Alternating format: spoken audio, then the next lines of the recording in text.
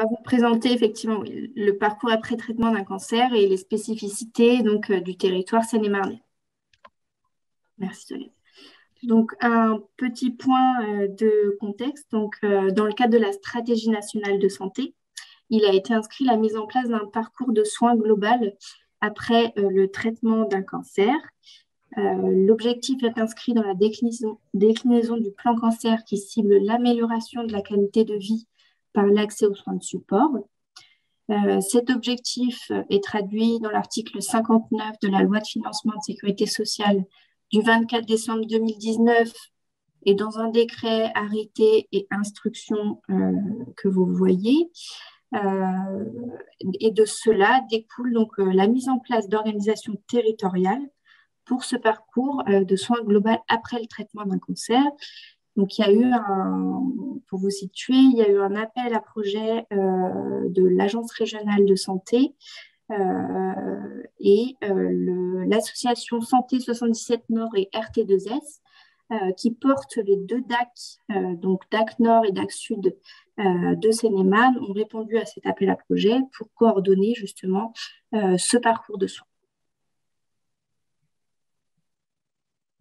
Donc, les objectifs de ce parcours global après traitement d'un cancer, c'est d'améliorer la qualité de vie du patient par l'accès à certains soins de support et des soins de support de proximité au plus près du domicile du patient, favoriser la reprise d'une vie entre guillemets normale, réduire les risques de séquelles et prévenir les rechutes. Donc, il s'agit d'un parcours de soins qui permet, donc, comme je dis, de bénéficier de prestations en soins de support adaptées aux besoins du patient. Donc, il s'agit d'un panier, donc c'est sous forme de forfait de 180 € par an et par patient, qui est non reconductible, mais où le patient n'a pas d'avance de frais à réaliser. Donc, dans ce panier de soins, on retrouve 3 domaines d'intervention possibles, donc 3 types de soins oncologiques de support. Donc, un bilan fonctionnel et motivationnel d'activité physique adaptée, donc ce qu'on appelle l'APA, donnant lieu à un projet d'activité physique adaptée. Un bilan diététique avec ou sans consultation de suivi et un bilan psychologique avec ou sans consultation de suivi. Donc ça, c'est pareil, Julie va vous présenter les différents parcours par la suite où, selon effectivement les besoins ciblés du patient, les différents soins de support vont pouvoir être modulés dans différents parcours. Oui, exactement.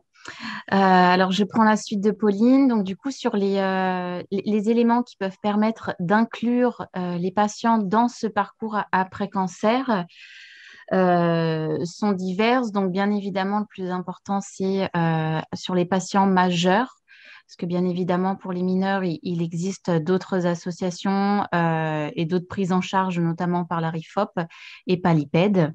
Donc, sur des patients en ALD cancer, et ayant fini leur traitement actif depuis moins de 12 mois. Donc, ce sont des patients qui sont en rémission et qui ont donc terminé leur traitement actif. Ce qu'on appelle le traitement actif, c'est du coup la dernière chimiothérapie, la dernière radiothérapie ou le dernier acte de chirurgie. Donc, les patients éligibles donc, ne sont pas en phase palliative, bien évidemment. Du coup, ça ne rentre pas dans ce cadre. Eux ont accès à d'autres soins de support. Et il y a la possibilité, par contre, d'inclure les patients qui sont sous hormonothérapie. Ça ne fait pas partie des critères, en tout cas, ça n'est pas catégorisé comme traitement actif dans le descriptif de l'ARS. Donc voilà, si vous voulez, pour les critères d'inclusion des patients. Et comment se définissent les parcours. Donc voilà, il y en a 7 qui ont été décrits. Donc sur les 3 disciplines possibles, si vous voulez, moi, en ayant les patients au téléphone et selon les prescriptions, je me permets de pouvoir moduler en fonction de leurs besoins, de leurs envies et de pouvoir adapter au mieux et de personnaliser au mieux ces parcours de soins. Donc, du coup, par exemple, si le patient souhaite uniquement un soutien psychologique, avec le panier de 180 euros, il aura le droit à un bilan de 1 heure plus 3 séances de suivi. Euh, ou un autre exemple, si le patient souhaite les 3 disciplines, par exemple le parcours 7, le dernier, il pourra avoir accès à 1 heure de bilan dans chacune des disciplines, plus 1 heure de consultation, soit en diététique, soit en psychologie. Donc voilà, en fait, si vous voulez vraiment ce principe des parcours, c'est que le patient reste moteur et, de son parcours de soins et on lui laisse vraiment la décision, sachant que rien n'est définitif et que si à un moment donné le patient souhaite modifier son parcours, il le peut. Voilà, ça m'arrive moi assez souvent ces derniers temps de patients qui commencent le bilan d'activité physique adapté et puis qui finalement se rendent compte qu'un suivi diététique pourrait aussi être complémentaire. Donc voilà, c'est des choses qui peuvent être totalement mises en place pour eux et ajoutées.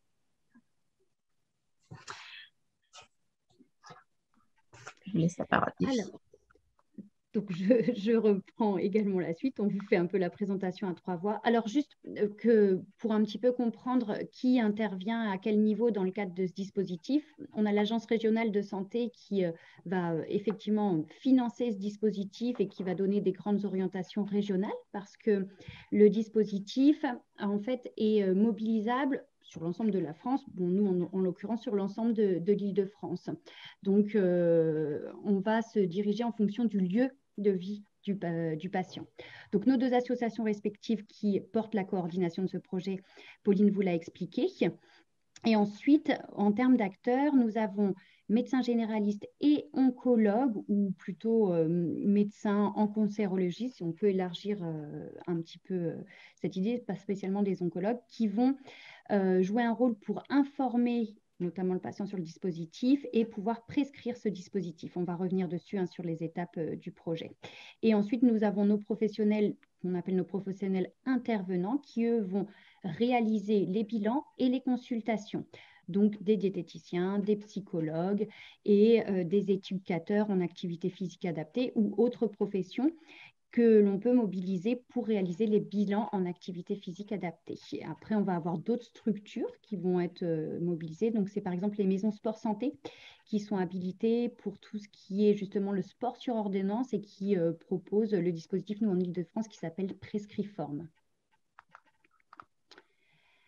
Alors là, c'est juste pour vous donner un petit peu un point de vue du maillage territorial qu'on s'efforce de faire, en tout cas, c'est de se dire que là, on a une vingtaine de conventions avec nos divers intervenants sur quand même une grosse partie du territoire, même si on a un petit trou encore sur Provins, mais on s'attache à le faire et justement pour remettre le patient en proximité, comme vous l'avez expliqué du coup, Pauline. Alors, le parcours, du coup, comment ça se passe? Comment on oriente, etc., en dehors de tous les critères? Du coup, l'entrée dans le parcours se fait sur prescription médicale, donc cancérologue ou médecin traitant généraliste. Il existe du coup une prescription type qui est disponible sur plusieurs plateformes, on vous remettra les liens, qui doit être adressée du coup à notre cellule de coordination. Donc, c'est Julie qui est derrière, Julie Forest qui est ici présente. Donc, l'adresse, c'est aprescancer@dac77.fr. Je vous montre juste rapidement le modèle de la prescription type. Donc, c'est un recto verso. Là, vous avez les 2 images. Donc, on y a inscrit en fait l'ensemble des éléments dont nous avons besoin pour inclure le patient, à savoir justement quel était le dernier traitement reçu, la date de fin de traitement, pour s'assurer que nous sommes bien dans les 12 mois à l'issue de la fin de traitement actif et le nom du prescripteur. Ensuite, les orientations sur si le patient souhaite s'orienter sur l'activité physique adaptée, la diététique ou le soutien psychologique. Mais comme le disait Julie, on n'est pas fermé et comme on a 1 an pour réaliser l'ensemble de ce parcours, comme elle le disait, ça peut être repris au fil des eaux. Et bien sûr, les coordonnées ensuite du patient. Je reviens. Donc, une fois que nous avons reçu la demande, Julie prend contact avec le patient pour affiner un petit peu ses besoins. Et ensuite, elle va l'orienter vers les professionnels du département, donc au plus proche de son domicile. Une lettre d'inclusion est adressée au médecin prescripteur et au médecin traitant, donc si nous en avons un. Ensuite, on suit le déroulement du parcours. Donc, voilà, on s'assure que les consultations et les bilans sont réalisés. Sachant que, à noter, on essaye un petit peu de s'adapter aux difficultés qui peuvent exister sur le territoire, notamment sur l'étendue du territoire, des difficultés de mobilité. Donc, on peut proposer des consultations en visioconférence et éventuellement, parce qu'on sait que sur certains territoires, les connexions Internet ou même les patients peuvent ne pas forcément maîtriser l'outil informatique. On peut proposer, si besoin, des consultations téléphoniques. Et bien sûr, nous avons des consultations au cabinet des professionnels qui sont réalisées. À la fin du parcours, de nouveau, Julie fait un petit point avec le patient et on l'oriente, on essaye de faire le point et de l'orienter vers d'autres dispositifs. Donc, je vous parlais tout à l'heure des maisons sport santé, parce que le parcours après cancer ne prend en charge, par exemple, en activité physique adaptée, qu'un seul bilan. Donc, on va essayer justement de l'orienter vers les dispositifs sport sur ordonnance pour pouvoir ensuite réaliser de l'activité physique adaptée. Donc, on essaye quand même aussi de faire du lien avec ce qui existe sur le territoire.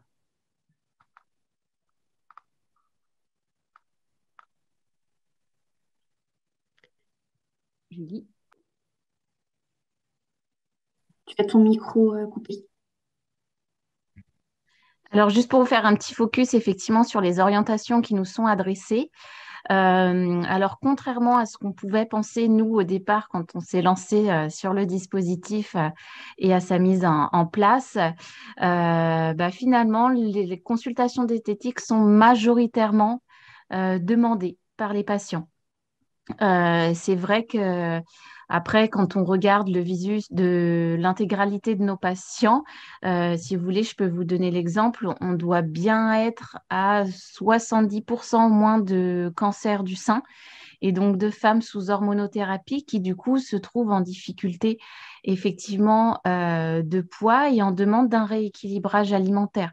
Donc effectivement, ces choses-là vont de pair et de pair aussi avec l'activité physique adaptée qui atteint les 70% de demande. Et voilà, ce qu'on pensait avoir un maximum de demandes, finalement, le soutien psychologique, voilà, on est uniquement sur 15% de l'ensemble des demandes.